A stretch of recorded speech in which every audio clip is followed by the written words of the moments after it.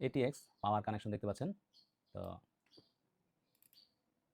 ATX এর যে পাওয়ার পিনটা আছে, পাওয়ারের যে কানেকশন আছে, এই কানেকশনের 1 নাম্বার পিন কোনটা? 1 নাম্বার পিন দেখেন এখানে একটা, এই যে এখানে ছোট্ট একটা শিরার মতো আছে আর কি, এরকম দাগ দেখাই, জাস্ট এই পাশে ধরেন এরকম একটা দাগ আছে। তো এটা হচ্ছে 1 নাম্বার পিন। তো 1 2 1 2 3 4, এটা হচ্ছে 5, এটা হচ্ছে 6, এটা হচ্ছে 7, এটা হচ্ছে 8 9 10 11 12। তাহলে এই পাশে হচ্ছে 12টা লাইন, আর এই পাশে হচ্ছে আমাদের 12টা লাইন। তো টোটাল হচ্ছে 24 পিনের এটিএক্স কানেক্টর। ওকে, তো এই কানেক্টরটা একটা চার্জিং বলতে চার্জিং না, এটা হচ্ছে যখন পাওয়ার কানেকশন আমরা দেই, এই পাওয়ার সাপ্লাই লাগানো হয়, তো সেক্ষেত্রে কি কি ভোল্টেজ এখানে জেনারেট হয়, তো সেই জিনিসগুলো, সেই ভোল্টেজগুলো আমরা দেখব। তো এখানে আমরা বিভিন্ন কালারে দেখতে পাচ্ছি যে এখানে 3.3 ভোল্ট, এখানে 3.3 ভোল্ট, এটা এই যে দেখেন, এটা হচ্ছে 1 নাম্বার পিন। ওকে, তো এখানে 3.3 ভোল্ট, তারপরে হচ্ছে আরও 3.3 আছে কিনা, আর 3.3 নাই। ওকে, তো দেন হচ্ছে এখানে 12 ভোল্ট দিয়া দেখানো হয়েছে, যে হলুদ কালার দিয়া 12 ভোল্ট দেখানো হয়েছে।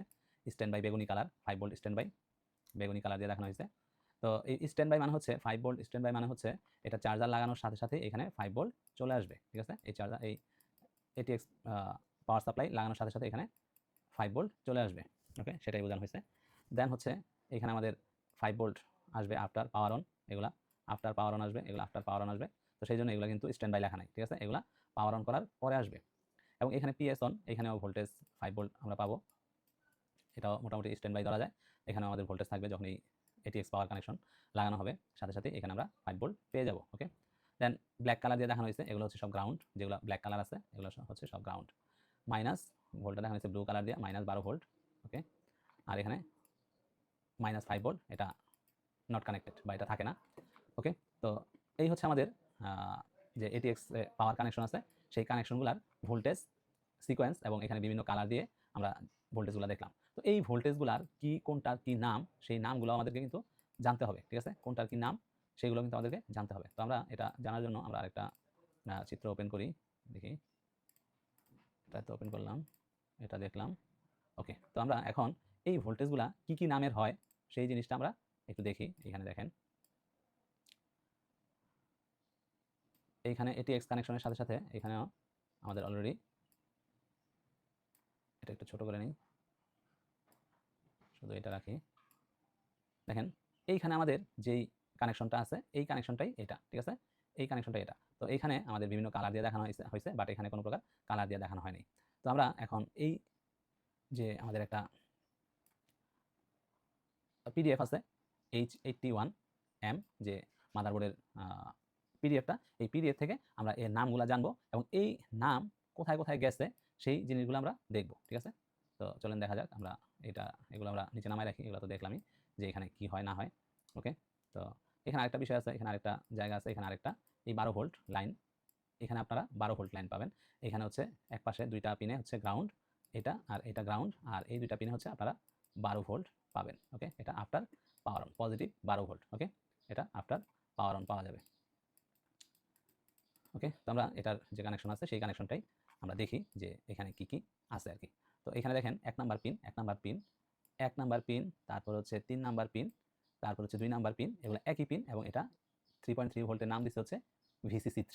ওকে, এই পাশে 13 নাম্বার পিনেও একই ভোল্টেজ আছে, সেই জন্য এখানেও নাম দিচ্ছে কি VCC3। তো আর কোনো VCC3 নাই, তো এগুলোর নাম হচ্ছে VCC3। দেন আমাদের যে 5 ভোল্ট আছে, এই 5 ভোল্ট কানেকশন, এই 5 volt 22 number, 21 number, 22 number, 23 number পিনে হচ্ছে 3টা ভোল্টেজ 5 ভোল্ট, এগুলা আফটার পাওয়ার অন আসে, এগুলার নাম দিচ্ছে হচ্ছে VCC।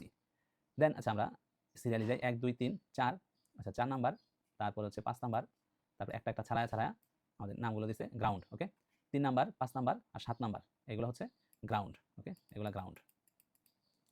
দেন হচ্ছে আমাদের 6 নাম্বারে আছে VCC, আবার 4 নাম্বারেও আছে VCC। এই পিন আর এই পিন সেম পিন, এবং এগুলা আফটার পাওয়ার অন আসে।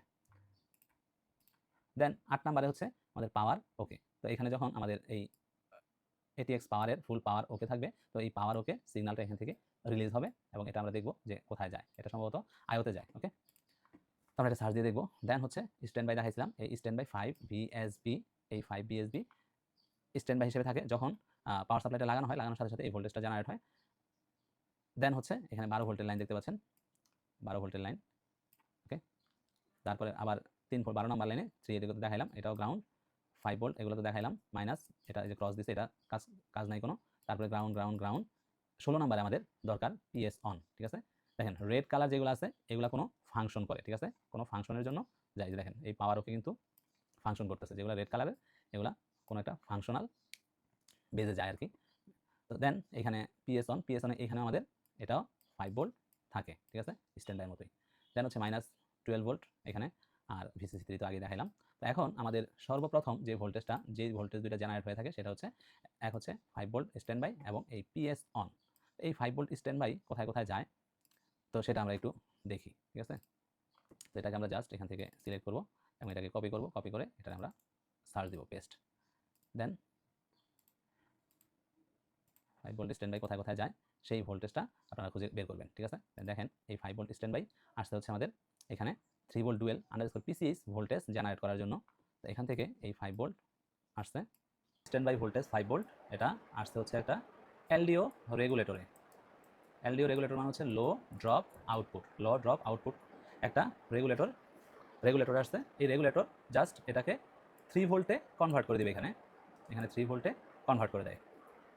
তো এখানে যে কাজটা হচ্ছে এটা কিন্তু কোনো প্রকার মসফেট না, এটা এখানে কোনো প্রকার গেটও হচ্ছে না, জাস্ট এখানে যে অংশটি দেখানো হয়েছে সেটি হচ্ছে যে এলডিও রেগুলেটর L117, L117 এর এনাবেল বা গ্রাউন্ড রেফারেন্স লুপ।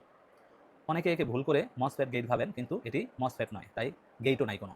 তাহলে এখানে কি হচ্ছে, তো এখানে NQN যে LDO regulator low drop output regulator যেটা দেখতে পাচ্ছেন সেটা হচ্ছে যে এখানে এর 3টি পিন আছে, 1 2 আর হচ্ছে 3। 1 নাম্বার পিনটা আছে আমাদের গ্রাউন্ডের সাথে একটা রেজিস্টর দিয়ে এবং একটা ক্যাপাসিটর দিয়ে লাগানো আছে।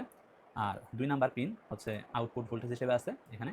এখানে যদিও 4টা পিন দেখাচ্ছে, এই ইনপুট হচ্ছে 1 2 3 আর এটার এটা দেখেন 2 আর 4 এটা আউটপুট হিসেবে দিচ্ছে, 1 আর 3কে আমরা ইনপুট হিসেবে ধরতে পারি।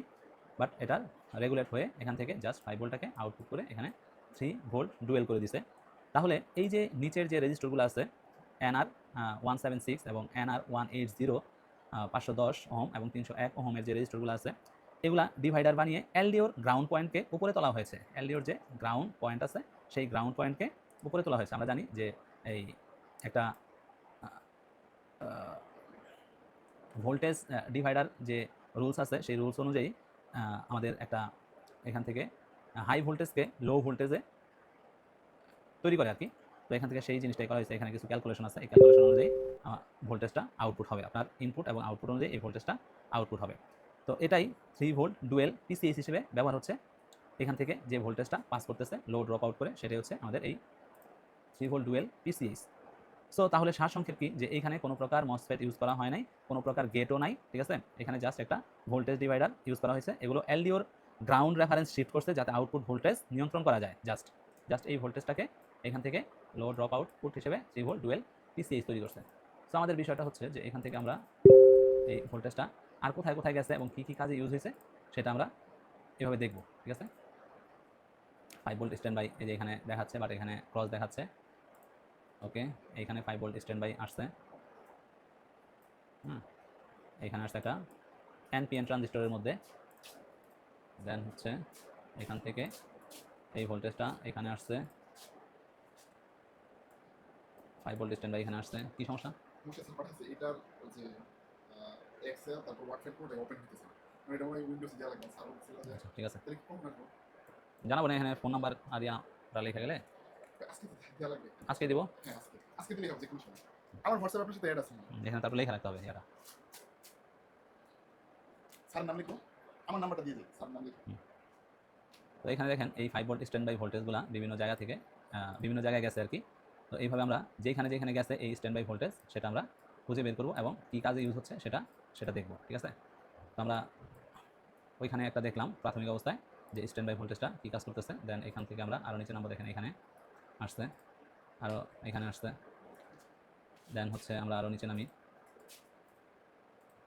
ওকে, তো এইভাবে আমরা কোথায় কোথায় গেছে এই স্ট্যান্ড বাই ভোল্টেজ। আর আরেকটা হচ্ছে যে এখান থেকে সোর্স ভোল্টেজ কোনটা বা বার্থ প্লেস কোনটা, ঠিক আছে, এটা হচ্ছে এগুলো হচ্ছে এটার বার্থ প্লেস। এই স্ট্যান্ড বাই বার্থ প্লেস হচ্ছে আমাদের এটিএক্স এর যে পাওয়ার কানেকশন আছে, সেই এটিএক্স এর পাওয়ার কানেকশনের মধ্যে হচ্ছে আমাদের এটার birth place. Okay, 5 volt standby. তো আমরা যেখানে গেছিলাম সেখানে আবার যাই। ওকে, নেক্সট এই যে এখান থেকে এখানে 5 ভোল্ট স্ট্যান্ড বাই এসা যেই কাজটা করতেছে, ফার্স্ট যেই কাজটা করতেছে সেই কাজটা আমরা দেখাইলাম, এবং এটা যে ডুয়েল 5 ভোল্ট ডুয়েল পিসিএস এ কনভার্ট হচ্ছে। এখন আমরা এই ভোল্টেজটা দেখব এবং এটাকে আমরা খুঁজে বের করব। ওকে, তো এখানে এখন আমরা এটাকে আবার কপি করে এখান থেকে আবার পেস্ট করি, দেন হচ্ছে আমরা নেক্সট করি। এখান থেকে আমরা সরি এটা পুরোটা কপি হয়ে গেছে আর কি। তো এখান থেকে আমরা একটু কপি করে জাস্ট এটাকে পেস্ট করি, এবং এটা দেখেন আরে শিট এরকম হইতেছে কেন, ডিলিট এই 3 ভোল্ট কপি পেস্ট করি। ওকে, যে এখন এই 3 ভোল্ট ডুয়েল পিসিএইচ প্রাথমিক অবস্থায় বিভিন্ন জায়গায় এই ভোল্টেজটা চলে যাবে। ওকে, 3 ভোল্ট ডুয়েল পিসিএইচ দেখেন কোথায় কোথায় যাচ্ছে আউটপুট। এই 3 ভোল্ট ডুয়েল ভোল্টেজটা এখান থেকে কনভার্ট হয়ে একটা রেজিস্টরের মাধ্যমে আইটি আন্ডারস্কোর ভিসিসিএইচ যে কনভার্ট হয়েছে। তো যে এটা কি কি টাইপে কনভার্ট হয়েছে, এখানে একটা ট্র্যাক রেজিস্টার দিয়ে এখান থেকে আমাদের আইটি আন্ডারস্কোর ভিসিসিএইচ নামে চলে গেছে। তো আমাদের প্রাথমিক অবস্থা এটা দেখার বিষয়, বাট এটাও কোথায় গেছে সেটা একটু আমরা দেখে আসি। দেখেন এখান থেকে আমরা এটাকে যদি কপি করি, এটা সম্ভবত আয়োতে গেছে, আয়োর ভিসিসি হিসেবে গেছে, সেটা আমরা দেখি। দেখেন একটা ভোল্টেজ কীভাবে কনভার্ট হয়ে বিভিন্ন জায়গায় যাচ্ছে। দেখেন এই যে এটা হচ্ছে আয়ো আইটি 8620E, এই যে এখান থেকে এই ভোল্টেজটা 3 ভোল্ট স্ট্যান্ড বাই হিসেবে আসছে। ঠিক আছে, এই ভোল্টেজটা এটা আয়োর জন্য আসছে, আয়োকে রান করার জন্য। ওকে, তো আমরা এটা উপরে চলে যাই আবার জায়গা মতো। আবার এখানে আমরা এই পিসিএইচ এই ভোল্টেজটাকে আবার কপি করে এখানে দিয়ে দিই। ওকে, পেস্ট ইট, নেক্সট এই যে এখানে আসছে। তারপরে এখানে দেখেন কি অবস্থা, এটা এখানে 3 ভোল্ট পিসিএইচ সাপোর্টিং ভোল্টেজ হিসেবে এই যে পাওয়ার বাটনের একটা লেগ এই আয়তে থাকে। ঠিক আছে, সেই লেগে সাপোর্টিং ভোল্টেজ হিসেবে সে আসছে এখানে। তো এটা পাওয়ার বাটনেও গেছে, সেটাও দেখাচ্ছি। এটা আমরা নিচে যাই, এখানে হচ্ছে কিসে আসছে, এখানে একটা ডাটা এবং ক্লকের সাপোর্টিং ভোল্টেজ হিসেবে আসছে 3 ভোল্ট ডুয়েল পিসিএইচ। তারপরে যাই, এই যে এখানে দেখেন আমাদের পাওয়ার বাটন সুইচ, এই যে পাওয়ার বাটন সুইচটা তো এরকমই থাকে, তাই না? 1 number 2 number 3 number 4 number 5 number, এই দুটো হচ্ছে পাওয়ার সুইচের লাইন আমরা যেখানে শর্ট করাই। তো ওইখানে আসছে, ওইখানে আইসা এটা 3 ভোল্ট পিসিএইচ, কারণ এখানে তো আপনার সাপোর্টিং ভোল্টেজ হিসেবে আসছে। এই সিগন্যালের সাথে এটা তো আমাদের একটা ভোল্টেজ লাগবে, তাই না? ভোল্টেজ সিগন্যালটাকে বহন করে নিয়ে যায়। তো সেক্ষেত্রে এটা সাপোর্টিং ভোল্টেজ হিসেবে আসছে এখানে 3.3 ভোল্ট। ওকে, এই ভোল্টেজটা আসছে। দেন নেক্সট আমরা দেখি আর কোথায় গেছে। এইখানে দেখেন 3 ভোল্ট এই নেটওয়ার্ক রেজিস্টরে আসছে, বা প্যাক রেজিস্টর বলে, PACK প্যাক রেজিস্টর অথবা নেটওয়ার্ক রেজিস্টর। ওকে, অথবা নেটওয়ার্ক WR কি হবে আর কি, নেটওয়ার্ক রেজিস্টর। এই নেটওয়ার্ক রেজিস্টরে ভোল্টেজ হিসেবে আসছে, এখানে দেখতে পাচ্ছেন। এগুলো আবার GPIO-তে বিভিন্ন পিনে চলে যাবে। ওকে, তারপর আরও দেখি আমরা আর কোথায় কোথায় গেছে। মানে ভোল্টেজের পিছনে দৌড়াইতে হবে আমাদের। ঠিক আছে, এই ভোল্টেজটা কোথায় কোথায় গেছে দেখেন। এটা হচ্ছে যে ব্যাটারি CR2032 বায়োস ব্যাটারির যে একটা ডায়োড থাকে, ওই ডায়োডের ডুয়েল ডায়োড, এই ডুয়েল ডায়োডের একটা লেগে হচ্ছে আমাদের এই 3 ভোল্ট ডুয়েল পিসিএইচ 3.3 সাপ্লাই আসতেছে, আর আরেকটা আসতেছে এই বায়োসের যে ব্যাটারি আছে সেই ব্যাটারি থেকে। ওকে, যখন আমাদের পাওয়ার না থাকে তখন এই ব্যাটারি সেই ভোল্টেজটা সাপোর্ট দেয়, এবং যখন পাওয়ারটা লাগানো হয় তখন এটাকে রিলিজ করে দেয়, তখন এখান থেকে ভোল্টেজটা এদিকে আসে। এবং এখানে দেখেন বিভিন্ন সিগন্যাল আছে। ঠিক আছে, আরটিসি সেকশনের বিভিন্ন সিগন্যাল আছে, সেই সিগন্যালগুলারে সাপোর্ট দেওয়ার জন্য এই ভোল্টেজগুলো কাজ করে। ঠিক আছে, তো এই বায়োসের ব্যাটারি অথবা এটা যদি না থাকে সেক্ষেত্রে কিন্তু মেশিন চালু হবে না। তো এটারে একটা সাপোর্টিং ভোল্টেজ এখানে সাপোর্ট দিচ্ছে আর কি। নেক্সটে কি আসে, ওকে, এখানে সাপোর্টিং ভোল্টেজ হিসেবে কাজ করতেছে, এখানে একটা সাপোর্টিং ভোল্টেজ হিসেবে এই সিগন্যালকে বহন করার জন্য। নেক্সট কি আছে, ওকে, আমরা আগের সেই পেজে চলে আসছি, তার মানে আমাদের প্রায় শেষ এখন। আচ্ছা, এইখানেও আসছে, এটা সম্ভবত পিসিএইচ এর ভিতরে আমাদের এই ভোল্টেজটা আসছে, ভিসিসি ডি সুইচ এই সেকশনের জন্য, সেকশনের সম্ভবত ভিসিসি হিসেবে। ওকে, আমরা লাস্ট শেষ। তো এই স্ট্যান্ড বাই ভোল্টেজটাই জাস্ট আমাদের 5 ভোল্ট যে স্ট্যান্ড বাই এসবি যে ভোল্টেজটা আছে, সেই ভোল্টেজটাই জাস্ট কনভার্ট হয়ে 3 ভোল্ট ডুয়েল হিসেবে কনভার্ট হয়ে সেটাও আবার কনভার্ট হতে পারে বিভিন্ন নামে, ঠিক আছে, বিভিন্ন নামে কনভার্ট হয়ে বিভিন্ন সেকশনে সাপোর্টিং হিসেবে যেতে পারে। তো এইভাবে আমরা খুঁজে দেখব যে ভোল্টেজটা কোথায় কোথায় গেছে, কোন ভোল্টেজটা কি নামে কনভার্ট হয়েছে, ঠিক আছে, কে কি কাজ করতেছে। তারপরে তো এগুলার ফাংশন আলাদা, তারপরে সুইচিং হতে পারে, বিভিন্ন ধরনের বিভিন্ন কিছু হতে পারে। তো এগুলো আমরা আলাদা আলাদাভাবে দেখবো। জাস্ট আমরা এই জিনিসটা দেখলাম যে কীভাবে ভোল্টেজগুলো কনভার্ট হয়। তো এটা আমরা সরাসরি আমাদের বোর্ডেও দেখানোর চেষ্টা করবো আমরা, যে এই ভোল্টেজটা কীভাবে আসতেছে এবং কোথায় কোথায় যাচ্ছে। Thank you.